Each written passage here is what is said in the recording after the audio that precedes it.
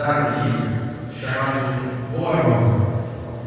Esse livro é um livro ditado pelo Espírito Médico de Deus, a Chico Xavier. É um livro que narra passagens de Jesus, principalmente com sua relação com os seus apóstolos ao longo de sua vida, e muitos ensinamentos que não foram registrados nos evangelhos e que estão lá nesses diálogos mais íntimos com cada apóstolo, cada lição que Jesus foi dando a esses apóstolos durante o tempo que permaneceu com eles, desde o momento que ele convive esses apóstolos ao trabalho, a seguir, até o seu desencarne e a sua ressurreição.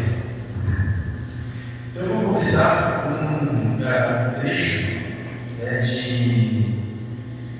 de duas conversas que Jesus teve com um dos seus principais algozes, duas figuras, duas pessoas que foram dois dos principais responsáveis pela sua condenação à crucificação. Um deles é uma conversa que ele tem com Hanan. Hanan era um sacerdote judeu do Sinédrio, lá no dia de julgar as pessoas lá do judaísmo, e Jesus, num primeiro encontro com ele, numa ida a Jerusalém, na primeira ida de Jesus a Jerusalém, junto com seus apóstolos, já fazendo suas pregações, ele é revelado por Hanan, e depois de alguns anos vem a fazer sua condenação. E como é que funciona esse diálogo, esse conversa? Hanan revela a Jesus dizendo assim: Galileu, o que fazes nessa cidade? Jesus responde: passo por Jerusalém, buscando a fundação do reino de Deus. A fundação do reino de Deus. E Hanan pergunta irônico para Jesus: reino de Deus? O que pensas tu vem a ser isso? E Jesus responde: esse reino é a obra divina no coração dos homens.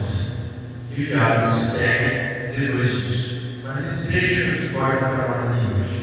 Eu agora vou ler um trecho da conversa de Jesus com os Pilatos, romano, governador de toda aquela região, que também participou dessa condenação de Jesus, incentivado pelo Sinédrio, pelos esses sacerdotes e juízes judeus.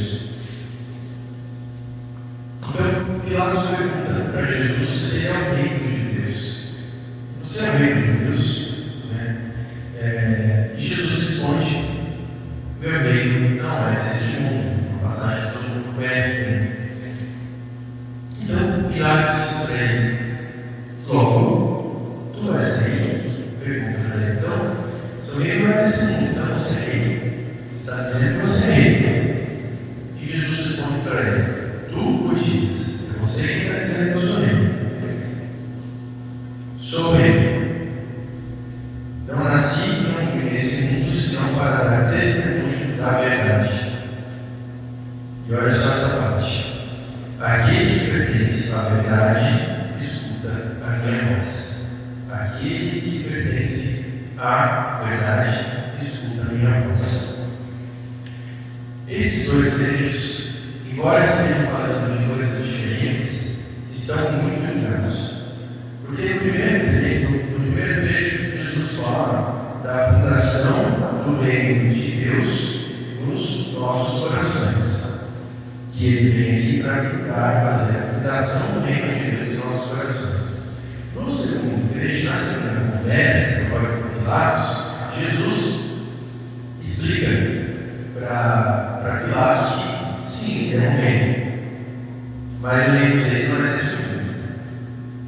Então ele está falando aqui, nessa segunda conversa, da vida futura. Ele está aqui nos dizendo o seguinte: olha, a vida não é só nesse mundo aqui. Há vida além da morte do corpo físico. E na vida além da morte desse corpo físico está o meu reino. Ao mesmo tempo, ele fala da fundação do reino de Deus em nossos corações. O que ele quer dizer é o seguinte: se a gente for juntar as duas passagens, para que você chegue no reino de Jesus, para que nós chegamos no reino de Jesus, nós precisamos fundar esse reino de Deus em nossos corações. Fundar em nossos corações. E quando a gente fala isso, a gente pode explicar um pouco a palavra fundação. A fundação pode ser uma inauguração, mas também a gente pode entender, e eu acho que isso faz até mais sentido, como a fundação de uma construção, a base, o alicerce de uma construção.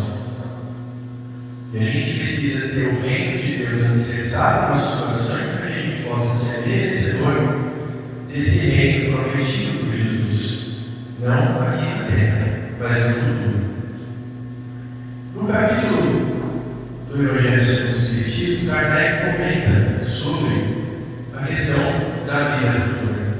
E ele chega a falar nos seus comentários que esse conceito de vida futura ele é, talvez não, Kardec afirma isso, o conceito central da doutrina de Jesus. Olha que importante isso.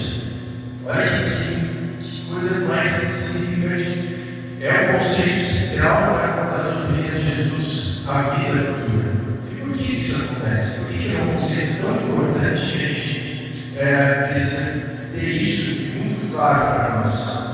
Porque se a gente não entender que existe vida após a morte, se a gente não entender que existe uma vida que pode ser muito boa, que pode ser uma vida de felicidade depois da morte do corpo físico, a gente não consegue explicar muita coisa que acontece aqui na Terra. A gente passa a entender que muita coisa é injusta. É como quando a gente ouve pessoas falando o seguinte: eu estou muito bravo com Deus. Como é que Ele permitiu que isso acontecesse na minha vida? Imaginem vocês, existem diversas situações em que as pessoas reclamam de Deus. Por que Ele permitiu isso comigo? Eu estou de mal com Deus. E a gente se afasta de Deus, diminui a sua fé, porque coisas ruins, entre aspas, acontecem na sua vida.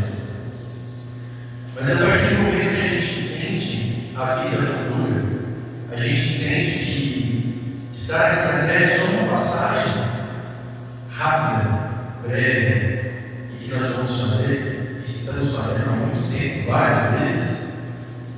A gente passa a entender que mesmo as supostas injustiças que a gente vê aqui na Terra têm um fundamento para o nosso aprendizado, um fundamento para o nosso crescimento, um fundamento para a fundação desse reino dentro do nosso coração. E aí o que acontece? Por que isso é tão importante, esse conceito de vida futura? Porque a hora que a gente muda um pouco o nosso objetivo, o nosso foco da vida, o que isso quer dizer? A hora que a gente tira o nosso foco das coisas aqui na Terra, do ganho material, do se dar bem aqui na Terra, essa expressão, puxa, está falando se deu muito bem.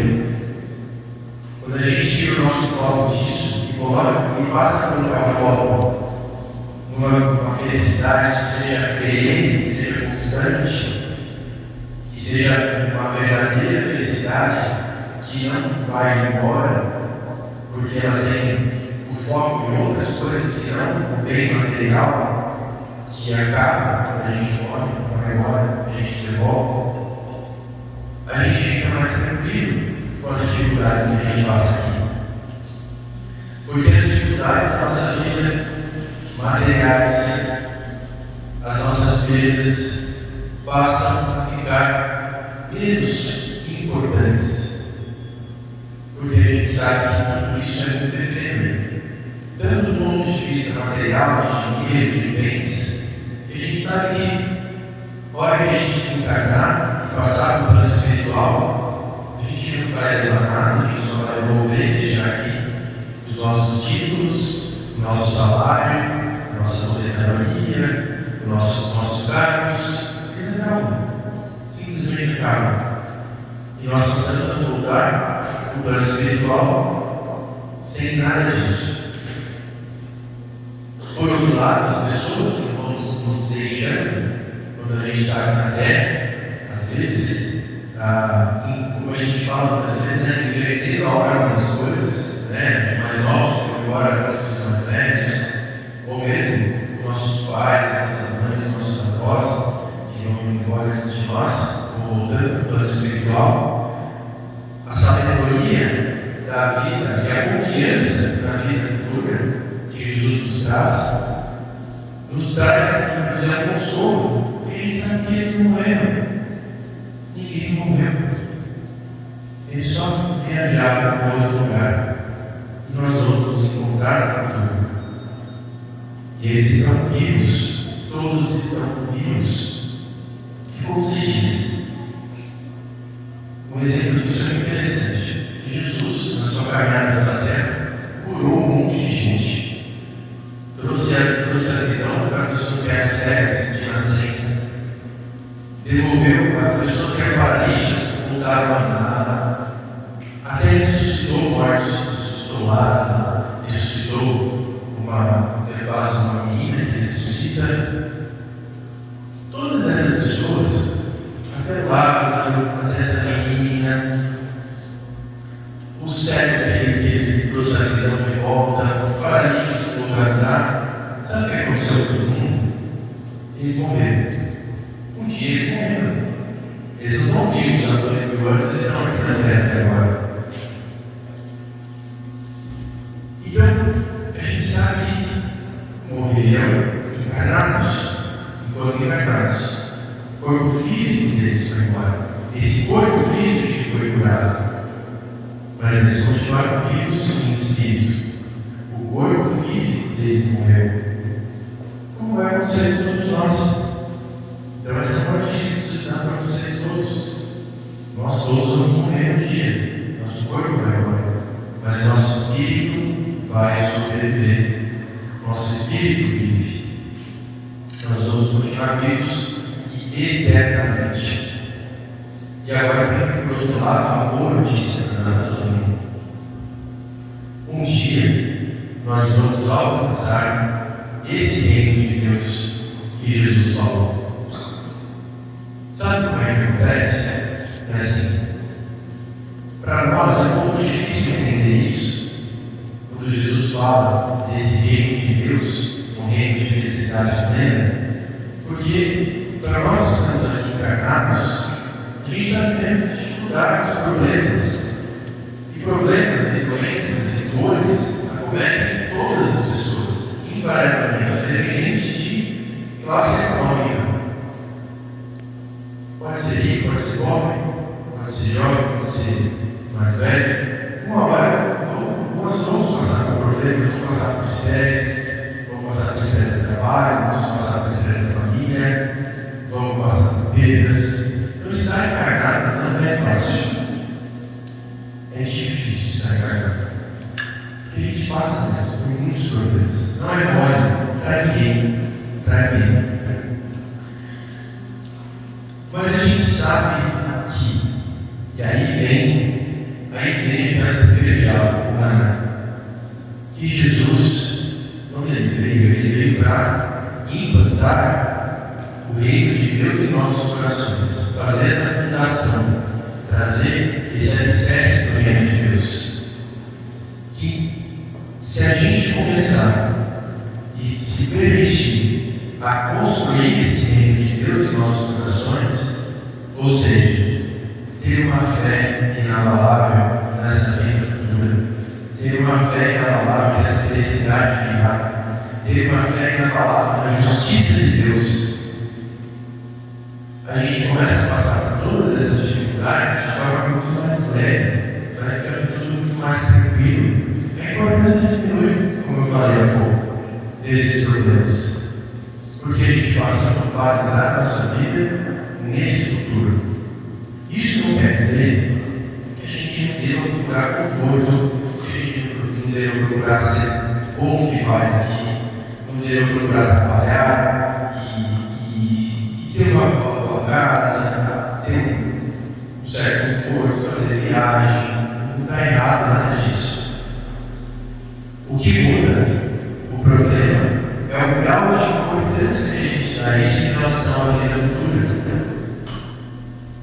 Se a gente busca tudo isso, mas busca tudo isso com essa fé, com essa certeza de que isso tudo vai embora, e não dá tanta importância para isso, esquecendo da parte espiritual, se a gente não faz isso, a gente consegue, quando vem algum abalo nesses nossos planos, a gente não fica tão abalado assim. Então a gente vai construindo a ideia dessa que Jesus nos traz. Vamos construindo esse reino nos nossos corações através do que Jesus nos ensinou, do amor, da caridade, buscando nas nossas relações um convívio mais harmônico, mais tranquilo, mais de paz, para que a gente vá juntando esses tijolinhos, vá construindo isso, para que a gente possa um dia, e aí eu queria chegar, não precisar mais reencarnar. E esse é o ponto dessa boa notícia que tem para dar para todo mundo. Vai chegar um dia que a gente não mais vai precisar reencarnar. E sabe qual a classe de espíritos que não reencarnam mais? São os espíritos puros, os espíritos de luz. E um dia todos nós seremos espíritos de luz. E não precisar mais reencarnar, você tem que ficar em cima do estado morando. Eu não sei se é bem assim que funciona, a gente mora num lugar, não é bem uma coisa assim, tipo, um planeta, uma coisa assim, fica muito mais etéreo, isso tudo, mas a gente vai estar morando num reino onde não há tristeza, não há infelicidade, onde não há orgulho, não há vaidade, onde não há guerra que se fala, e a gente vai chegar lá.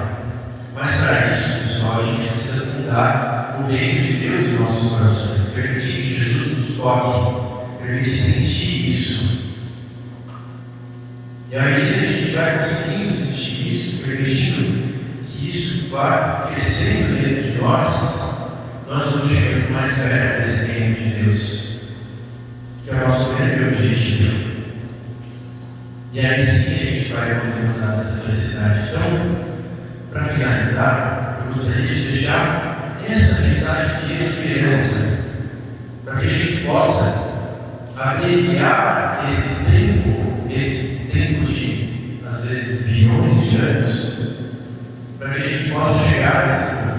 Jesus é o Espírito puro que encarnou aqui na Terra. Só que ele já é o Espírito puro há mais de bilhões de anos, porque ele é o nosso governador desse planeta, desde o planeta dele. Ele é o governador desde lá. Então, que a gente possa cada vez mais uma coisa, aliviando o nosso sofrimento aqui, aliviando o peso das dificuldades, que elas estarão aqui, e outro ponto, que a gente possa chegar lá. A gente precisamos reencarnar, precisamos passar por dificuldades, por provas, por situações, o quanto antes. A gente vai chegar lá. O tempo é individual, mas se a gente permitir que Jesus construa esse reino dentro de nós, vai ser mais rápido. Boa noite a todos.